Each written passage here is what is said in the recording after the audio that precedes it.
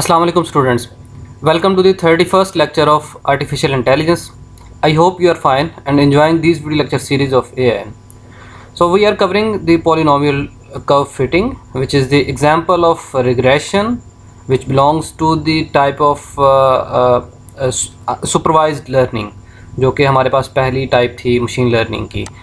So here is the example, the polynomial curve fitting, जिसको हमने detail के साथ देखा. The problem is that given an observation of input xi which corresponding observation of output ti, mean कि हर एक x के against उसकी output जो है वो ti है. So find the function f of x that predict t for a new value of x. यही हमारे बेसिकली मशीन लर्निंग थी. हम क्या करते थे, ये फंक्शन को ही फाइंड करते हैं जो कि ट्रेनिंग डेटा के ऊपर हम फाइंड करते हैं. उसके x गिवन होते हैं और उसको t आउटपुट गिवन होती है, और हम फंक्शन फाइंड करते हैं ताकि जो नई आने वाला x है उसको वो प्रेडिक्ट कर सके उसकी आउटपुट को. So just look at this slide again, that suppose we are given x is a vector जिसके अंदर क्या है कि मल्टीपल वैल्यूज़ होंगी. इसको मैंने ट्रांसपोज लिखा, वेक्टर मतलब मल्टीपल उसकी वैल्यूज़ आएंगी एक ही चीज़ की. Together with the corresponding observation out of the value of t denoted, इस तरह से इसको रिप्रेजेंट किया गया. We have to find the function which can map each new x to t, कि हर एक x को कि वो क्या करे कि t के ऊपर मैप कर दे. तो here is the MATLAB code. आप इसको 10 डेटा पॉइंट्स को आप इस तरह से जनरेट कर सकते हैं by using the sin 2πx function. तो इसके अंदर अब मैंने क्या किया, इन रियल लाइफ हमारे पास कोई भी डेटा जो है विदाउट नॉइजी नहीं होता, मतलब उसके अंदर कुछ ना कुछ नॉइज़ ऐड होती है. That's why I add some little amount of the noise over here using this code. So n को फिर मैंने t के अंदर ऐड करके ये मेरे पास कॉरिस्पॉन्डिंग आ गई. Then I plot the x comma t, उसको सर्कल के साथ मैंने ये पॉइंट को रिप्रेजेंट करने के लिए ये चीज़ सिंबल यूज़ किया. So just look at the plotting of my input and target for which we produce from using the sin 2πx function. So ये इस तरह से है. Green line represent the sin x function, और ये हमारे पास blue circle के अंदर जो है वो डेटा पॉइंट्स हैं. सो रियल लाइफ के अंदर क्या है कि real data has two important property, underline regularity, individual observation are corrupted by noise. So यहाँ पे भी मैंने इसको करप्ट कर लिया नॉइज़ के साथ.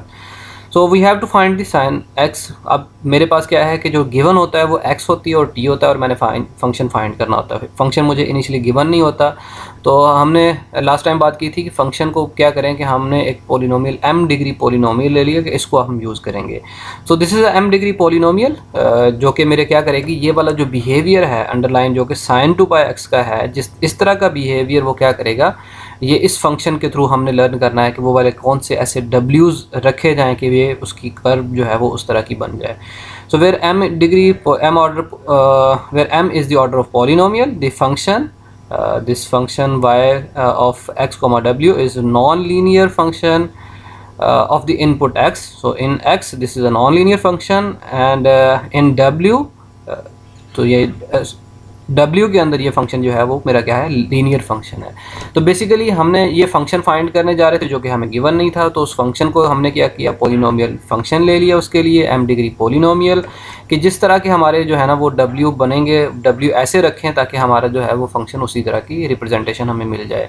सो fitting the correspondings to find the optimal w, we denote it as w star. हम उसको w स्टार के साथ हम रिप्रेजेंट करेंगे.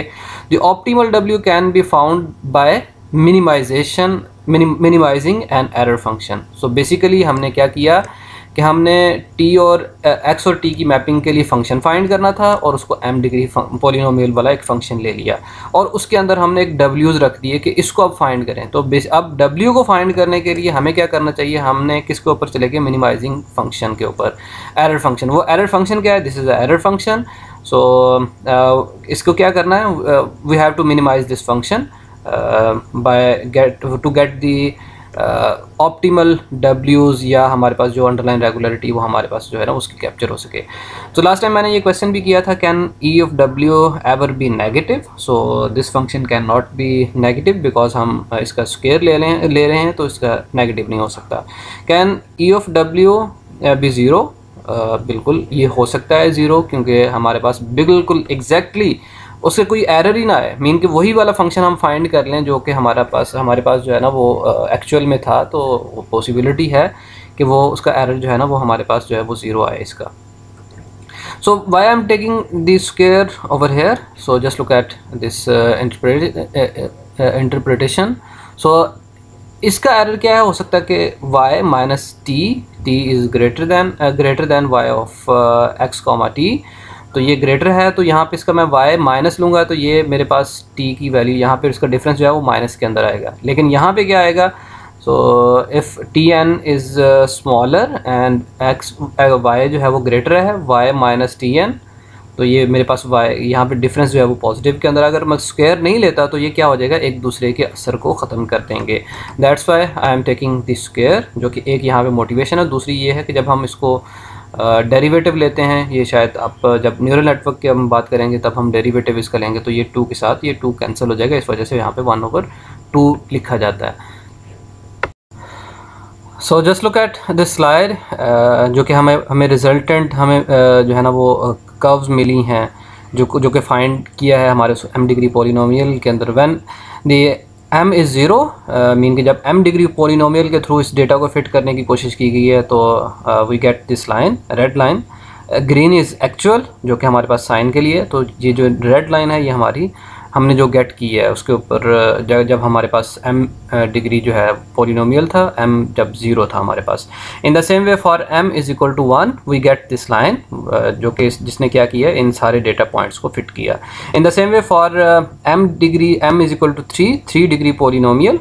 सो just look at this point, जिसने क्या किया, इसके ऊपर थोड़ा सा कैप्चर करने की मज़ीद ट्राई की.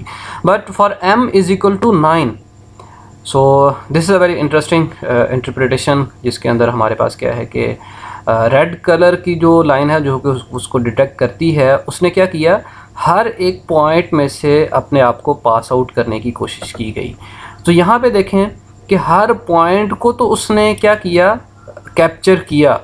और यहाँ पे इसके लिए ज़रा मुझे गैस करके बताएं कि for m is equal to 9, for 9 degree polynomial what will be the training error. so यहाँ पे इसका ट्रेनिंग एरर क्या होगा, तो यहाँ पे ट्रेनिंग एरर तो इसका क्या होगा, पॉज करें ज़रा सोचें, ट्रेनिंग एरर इसका ज़ीरो होगा. लेकिन अब देखें, ट्रेनिंग एरर इसका ज़ीरो है, लेकिन इसने क्या किया, उसकी जो अंडरलाइन रेगुलरिटी थी, जो बिहेवियर था, उसको कैप्चर नहीं किया. Because in our problem we are trying to minimize this error function, के बजाय उसके कि उसको हम क्या करें कि ये फंक्शन लर्न करो, तो हमने क्या किया, हमने ये किया कि एरर को मिनिमाइज़ करो. तो उसने यही किया उस फंक्शन ने कि एरर को मिनिमाइज़ करने की कोशिश की यहाँ पे, और वो एरर को मिनिमाइज़ इतना करने लग गया कि उसने उसके बिहेवियर जो अंडरलाइन था उसको कैप्चर करने की कोशिश ही नहीं की. उसने फोकस उसका जो था वो उसको बिहेवियर को कैप्चर करने का था नहीं, उसका एरर को मिनिमाइज़ करने का था. लेकिन अब इसके ऊपर टेस्टिंग एरर क्या होगा, what will be the testing error for 9 degree polynomial. तो टेस्टिंग एरर क्या होगा, इसका बहुत ज़्यादा होगा. लेकिन for this polynomial m is equal to 3 degree polynomial, maybe जो ट्रेनिंग एरर है उसके क्लोज ही जो है वो उसका टेस्टिंग एरर आ जाए. लेकिन अब ये क्यों हुआ, ऐसा किस तरह से हुआ, इसकी क्या रीजंस थी, तो just look at the slide. The lower order polynomial can not capture the variation in data, because the lower degree polynomial जो थे वो हमारे पास क्या हैं, वो जस्ट क्या है, एक स्ट्रेट लाइन के थ्रू ही हैं. स्ट्रेट लाइन, जारी बात है, हमारे पास जो डेटा तो स्ट्रेट लाइन था ही नहीं, वो तो इस तरह से कोई ना कोई फंक्शन, साइन फंक्शन था, तो ये कैप्चर कर ही नहीं सकता ये इस तरह से. Higher order polynomial leads to overfitting. So यहाँ पे देखें, ये हायर डिग्री पॉलिनोमियल थी, ये overfitting. So this is overfitting, ये हमारे पास एक कॉन्सेप्ट है ओवरफिटिंग का. Fitting polynomial passes exactly through each data point, but it oscillates widely in between, gives a very poor representation of the real underlying function कि उसने उसकी underlying regularity को capture नहीं किया. Overfitting is bad because it gives bad generalization. What is the generalization? We talked about this concept, that the ability to correctly classify the ability to correctly classify the data points, जो कि testing data कह लें उसको, कि उसको सही तरह से वो जो है वो कर सके, उसको जनरलाइजेशन कहते हैं। तो ये इसने क्या किया, जनरलाइजेशन को खो दिया। तो इसके क्यों खोया इसने, अब यहाँ पे देखें ओवरफिटिंग का साइन। इसको ओवरफिटिंग, एक और भी इसकी पहचान होती है ओवरफिटिंग की, कि जब हमारे पास ट्रेनिंग एरर तो ज़ीरो हो, मिनिमम हो, और टेस्टिंग एरर बहुत ज़्यादा चला जाए, तो इसका मतलब क्या है कि उसने जो कैप्चर करना था एक्चुअल फंक्शन को, उसको कैप्चर नहीं किया। तो वहाँ पे हम कहते हैं कि इसने ओवरफिट कर दिया फंक्शन को। तो क्या साइन है इसका ओवरफिटिंग का, when the training error is minimum and the testing error is largest, तो यहाँ पे ग्रेटेस्ट, तो वहाँ पे हमारे पास हम कह देते हैं कि हमारा फंक्शन जो है उसने ओवरफिटिंग की तरफ निकल गया। So just look at the another representation of error function to check the generalization performance, because we are interested in generalization कि उसकी underlying regularity या ability to correctly label the new data set। उसको हमारे पास generalization की तरफ हम interested हैं असल में। तो to check the generalization performance of certain W star, compute E of W star on a new data set. Alternative performance उसकी क्या है कि हमारे पास रूट मीन स्क्वायर, हम उसको इस तरह से लिखते हैं एरर फंक्शन को। अब ये इस तरह से लिखने का मकसद क्या है, in which the division by and allow us to compare different sizes of data set on an equal footing. So यहाँ पे इसका जो है वो, चाहे उसका डिफरेंट डेटा सेट का साइज़ भी हो तो उसको कोई डिफरेंस नहीं होता। तो mean ensures data set of different sizes and treated equally. So square root brings the squared error scale back to the scale of the target variable t, mean कि उसको स्केलिंग के ऊपर ले आता है। तो यहाँ पे देखें, जब मैंने रूट मीन स्क्वायर को मैंने जब प्लॉट किया, तो just look at this point, जो कि ओवरफिटिंग का साइन था, जो मैंने बात की थी कि ओवरफिटिंग कब क्या क्या साइन है।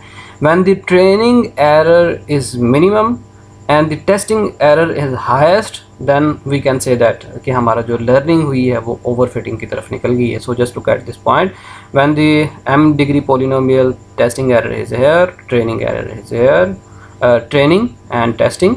So for 3 degree polynomial यहाँ पे देखें, यहाँ पे कुछ उसकी ट्रेनिंग एरर भी कम हुआ और टेस्टिंग एरर भी हमारे पास कम हुआ। इन द सेम वे ये इसी तरह से चलता जाता है। For 9 degree polynomial the training error is 0 but the testing error is highest. यहाँ पे देखें इसका तो ये वाला जो है साइन है, ये ओवरफिटिंग का साइन है, जिसको हमने प्लॉट किया किसके थ्रू, रूट मीन स्क्वायर के थ्रू।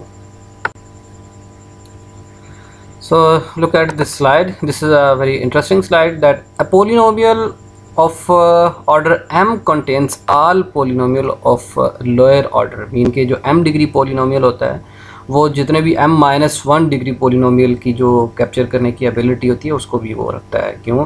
क्योंकि ज़ाहिर बात है उसके अंदर इस इक्वेशन को अगर आप देखें कि जो हमारे पास है ये वाली एरर की इसकी इस साइन की इक्वेशन, मतलब हमारे पास जो फंक्शन है कि 3 डिग्री जब हम पोलिनोमियल की बात करते हैं तो उसके अंदर ये 2 डिग्री पोलिनोमियल पड़ा होता है। अगर हम 2 डिग्री की बात करते हैं तो उसके अंदर ये 1 डिग्री पोलिनोमियल यहाँ पे अवेलेबल होता है। अगर m डिग्री की बात करते हैं तो m-1 सारी की सारी इसके अंदर इक्वेशंस मौजूद होती हैं। That's why we can say that कि a polynomial of m of order m contains all polynomial of lower order, so higher order should always be better than lower, but it's not better। जो क्योंकि because higher order polynomial start fitting the noise instead of underlying function। तो यहाँ पे देखें कि ये इस वजह से ये बेटर नहीं है, लेकिन इस वजह से कि वो उसके लोअर और डिग्री पोलिनोमियल को वो कंटेन करते होते हैं m डिग्री पोलिनोमियल्स। तो higher degree polynomial contains the lower degree polynomials, that's why it's better, but better than lower order. लेकिन ये एक्चुअल में क्या होते हैं, ये नहीं होते, क्योंकि उसकी वो ओवरफिटिंग करना शुरू हो जाते हैं। सो हाउ कैन, यहाँ पे देखें, यहाँ पे एक और नया उन्होंने एनालाइज किया था कि क्या रीज़न क्या थी कि किस वजह से ओवरफिटिंग शुरू हुई। For 0 degree polynomial the W star, the value of W star is W0 star is here, mean कि ऑप्टिमल जो वैल्यू थी W स्टार की फॉर 0 डिग्री पोलिनोमियल तो ये थी। For m degree polynomial the optimal values of W, जहाँ पे error जो है वो मिनिमम आया था बाकी सारे W's की निस्बत से, तो वो ये थी। For 6 degree polynomial the optimal W's is values of optimal W's here. For 9 degree polynomial, so just look at this W's, तो जो कि किसके क्या है, the typical magnitude of polynomial coefficient is increasing dramatically as m increases। so कि जिस तरह से वो m increase होता है तो उसकी ये W's की values जो हैं उनकी वैल्यूज़ भी क्या होती हैं, इंक्रीज़ करना शुरू हो जाती हैं, उसकी मैग्नीट्यूड जो है वो इंक्रीज़ करना शुरू होती है। तो ये वाला जो साइन था इस तरह से इनकी मैग्नीट्यूड का बड़े होने का, so this is the sign of overfitting. The polynomial is trying to fit the data points exactly by having the largest coefficient. So ये हमारे पास ये असल वो रीज़न थी जिसकी वजह से वो क्या होता है, ओवरफिटिंग आना शुरू होगी। So how can we control this overfitting phenomena? तो this is a very interesting point. अब ये जो पूरी प्रॉब्लम जो मैंने शुरू की थी आपको कुछ पॉइंट समझाने के लिए कि हमारे पास प्रॉब्लम्स आती हैं, प्रॉब्लम को हम किस तरह से मैप करते हैं, एरर फंक्शन क्या होता है, उसके अंदर हम ऑप्टिमल W's को किस तरह से फाइंड करते हैं, W's क्या चीज़ है, क्यों हम W's की फाइंडिंग करते हैं, तो ये असल पर्पज़ है। उसके अंदर फिर ओवरफिटिंग का आपको समझाना था कि ओवरफिटिंग क्या होती है, फिर जनरलाइजेशन क्या होती है, बैड जनरलाइजेशन क्या होती है, ये सारी चीज़ें आपको बताना था। फिर impact of training data, this is also a very important point जो कि अभी मैंने आपको बताना है कि इसके अंदर कि ओवरफिटिंग को कंट्रोल करने के लिए जो पहला मैकेनिज्म है वो क्या है, increase the training data set. So यहाँ पे सेकंड वे क्या है कि वो हमारे पास introduce the regularization term. So यहाँ पे दोनों चीज़ें हम देखते हैं कि उसका क्या इम्पैक्ट आता है। तो मेन जो चीज़ है इस प्रॉब्लम को समझाने के लिए कि आपको जो भी बेसिक से कॉन्सेप्ट हैं वो सारे के सारे आपको आ जाएं। So by increasing the data points for n is equal to 15, कि जब मेरे पास n 15 था बट द पोलिनोमियल, देखें यहाँ पे पोलिनोमियल कौन सा है, पोलिनोमियल कौन सा है कि m is equal to 9 degree polynomial, the data point is 15। सो यहाँ पे जब 15 डेटा सेट आया तो ये देखें वो थोड़ा सा इस तरह उसी शेप के ऊपर आना शुरू हो गया। For 100 points, so just look at this point, for 100 noisy points, तो बिल्कुल उसने क्या किया, उस फंक्शन में से तक आलमोस्ट पास होने की कोशिश की है। सो बेसिकली अब इसका रूल क्या है कि first point two overcome the overfitting, so increase the data set. तो यहाँ पे इंक्रीमेंट किस तरह से, क्या एक रफली एस्टिमेशन है, rough heuristic is to avoid the overfitting, number of data points should be greater than k multiplied by W's। W mean आपके जो पैरामीटर्स हैं, अब 9 डिग्री पोलिनोमियल के अंदर कितने W's हैं हमारे पास, उन W's को क्या हमारे पास अब पॉइंट्स कितने होने चाहिए कि हमारे पास W multiply by K, where K is multiple like 5 और 10। मीन कि अगर हमारे पास 9 यहाँ पे W's लर्न करने जा रहे हैं तो डेटा पॉइंट्स हमारे पास या तो 9 मल्टीप्लाई बाय 5, 9 मल्टीप्लाई बाय 10, इस तरह से डेटा पॉइंट्स होने चाहिए, ये ज़रूरी हैं। ठीक है, तो the second point is the regularization term. So just look at this equation, this is also a very important concept. I just add this term in this error function equation.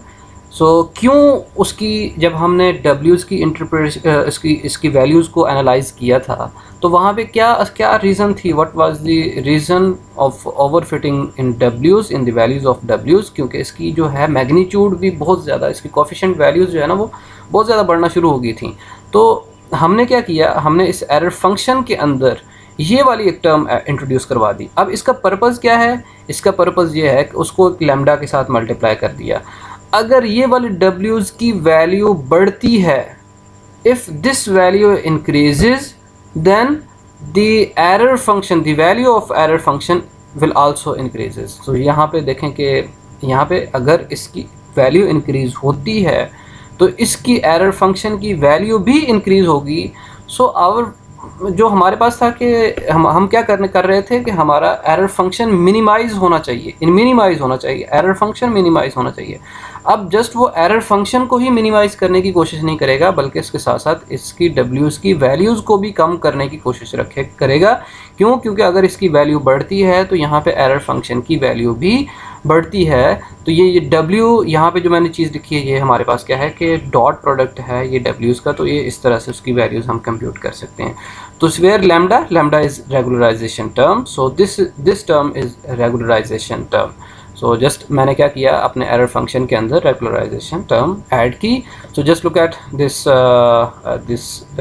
Figure, the root mean square error plotting. तो यहाँ पे देखें, हमने वहाँ पे भी देखा था कि हमारे पास जो है वो error, testing error, so this is the training error is 0 and testing error is maximum. तो यहाँ पे देखें, by introducing this value, the lambda value in our error function. तो यहाँ पे देखें कि ट्रेनिंग एरर क्या है और टेस्टिंग एरर भी क्या आना शुरू हो गया है। तो यहाँ पे देखें बिल्कुल वो ट्रेनिंग एरर भी उतना ही जा रहा है और टेस्टिंग एरर भी थोड़ा सा ज़्यादा जा रहा है, जो कि ओवरफिटिंग का साइन नहीं है। ओवरफिटिंग का साइन क्या है? When the training error is minimum and the testing error is highest. तो यहाँ पे देखें उसने ओवरफिटिंग को कंट्रोल कर दिया by introducing the regularization term. So just look at this values, the values of W। तो यहाँ पे देखें कि जिस तरह से log यहाँ पे ln_W, यहाँ पे हमने लॉगरिथम लिया, यहाँ पे लैम्डा का when this value is negative infinity, it means when there is no regularization term। तो ये उसी तरह से आ रहा है जैसे हमने थोड़ी सी ऐड की है रेगुलराइजेशन टर्म। तो यहाँ पे देखें W's की वैल्यूज़ को देखें, W's की वैल्यू, द ऑप्टिमल W's। तो 9 डिग्री पोलिनोमियल के अंदर यहाँ पे 10 W's को हम लर्न करने जा रहे हैं। तो यहाँ पे देखें कि ये ऑप्टिमल W's की जो वैल्यूज़ हैं वो क्या आ रही हैं, when we add the regularization term and without adding the regularization term the values of optimal W's is here। तो यहाँ पे देखें कि जिस तरह से W's की जो है हमने बात की थी कि हम उसको क्या करने जा रहे हैं, इसको भी हम मिनिमाइज़ करेंगे ताकि हमारा एरर जो है वो मिनिमम रहे। अब जो हमारे फंक्शन की कोशिश क्या होगी कि इसको भी मिनिमाइज़ रखे और उसके साथ साथ वो क्या करे, इसको भी मिनिमाइज़ रखे। तो I hope you enjoy this video lecture. इसके अंदर basically we talked about the concept of polynomial degree curve fitting problem. उसके अंदर हमें x मिला, t मिला, हमने एक फंक्शन को हमने एक m डिग्री पोलिनोमियल ले लिया, उसके थ्रू हमने क्या किया, हमने डिफरेंट जो हमारे ML के कॉन्सेप्ट आते हैं, ओवर फिटिंग का, रेगुलराइजेशन का, जनरलाइजेशन का जो कॉन्सेप्ट हमारे थे, हमने उसको उस प्रॉब्लम के थ्रू हमने देख लिया और उसको सॉल्व करने की कोशिश की। If you have any question you can send me an email. Thank you for watching this video. मिलते हैं इंशाल्लाह नेक्स्ट वीडियो लेक्चर के अंदर। अल्लाह हाफिज़।